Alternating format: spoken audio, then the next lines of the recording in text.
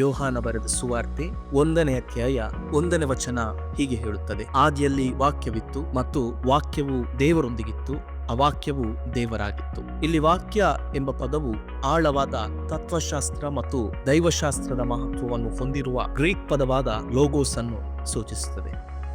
ಈ ವಾಕ್ಯದ ಈ ಸನ್ನಿವೇಶದಲ್ಲಿ ಲೋಗೋಸ್ ಎನ್ನುವಂಥದ್ದು ದೈವಿಕ ಕಾರಣ, ಕ್ರಮದ ತತ್ವ ಮತ್ತು ದೇವರ ಚಿತ್ತದ ಸಂವಹನವನ್ನು ಪ್ರತಿನಿಧಿಸುತ್ತದೆ. ಲೋಗೋಸ್ ಎಂದರೆ ವಾಕ್ಯ ಜಗತ್ತಿನಲ್ಲಿ ದೇವರ ಉಪಸ್ಥಿತಿ ಮತ್ತು ಕ್ರಿಯೆಯನ್ನು ಮಾನವೀಯತೆಗೆ ಹೇಗೆ ತಿಳಿಸಲಾಗುತ್ತದೆ ಎಂಬುದರ ಕುರಿತು ಆಳವಾದ ಪ್ರತಿಬಿಂಬವನ್ನು ನೀಡುತ್ತದೆ. ಲೋಗೋಸ್ ಎನ್ನುವಂಥದ್ದು ಕೇವಲ ದೇವರ ಬಾಯಿಂದ ಹೊರಡುವಂತ ಮಾತುಗಳನ್ನು ಸೂಚಿಸುವಂಥದ್ದು ಅಲ್ಲ, ಬದಲಾಗಿ ಸೃಷ್ಟಿಯಲ್ಲಿನ ದೇವರ ಕಾರ್ಯವೈಖರಿಯನ್ನು, ಪರಾಂಬರಿಕೆಯನ್ನು ಸೂಚಿಸುವಂಥದ್ದು ಆಗಿದೆ. ಲೋಗೋಸ್ ಎನ್ನುವಂಥದ್ದು ದೇವರ ನಿತ್ಯತ್ವದ ಯೋಜನೆ ಮತ್ತು ಮಾನವರೊಂದಿಗೆ ದೇವರು ಮಾಡುವಂಥ ಸಂಭಾಷಣೆಯ ಕಾರ್ಯವೂ ಆಗಿದೆ. ಗೊಂದಲದ ಮಧ್ಯೆ ಸುವ್ಯವಸ್ಥೆಯನ್ನು ತರುವಲ್ಲಿ ಮತ್ತು ಸೃಷ್ಟಿಯ ಕಾರ್ಯದಲ್ಲಿ ಲೋಗೋಸ್ನ ಪಾತ್ರವು ಪ್ರಾಮುಖ್ಯವಾದದ್ದು.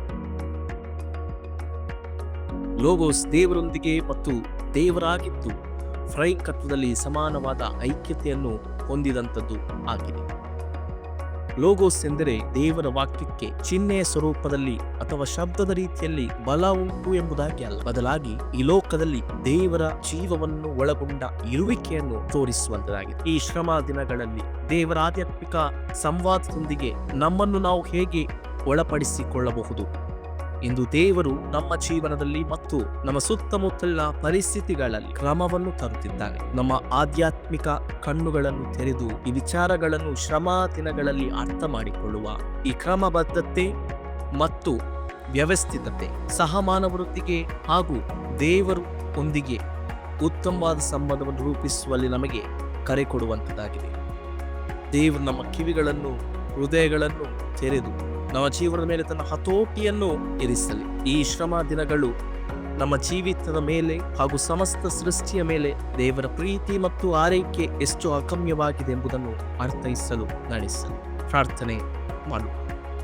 ಕರುಣಾಮಯನು, ಕೃಪಾಪೂರ್ಣನಾದ ದೇವರೇ, ಈ ವಾಕ್ಯ ಧ್ಯಾನವನ್ನು ಮಾಡಲು ನೀನು ನೀಡಿದಂಥ ಈ ವಿಶೇಷವಾದ ದಿನಕ್ಕೋಸ್ಕರವಾಗಿ ನನಗೆ ಉಪಕಾರವನ್ನು ಸಲ್ಲಿಸುತ್ತೇವೆ. ಈ ಶ್ರಮ ದಿನಗಳ ಸಮಯದಲ್ಲಿ ನಿನ್ನ ಕೃಪೆಯನ್ನು ಬಯಸುತ್ತಾ ನಿನ್ನ ಮುಂದೆ ಬಂದಿದ್ದೇವೆ.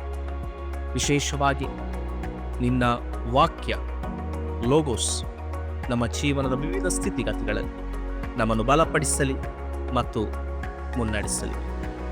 ಆಮೆನ್.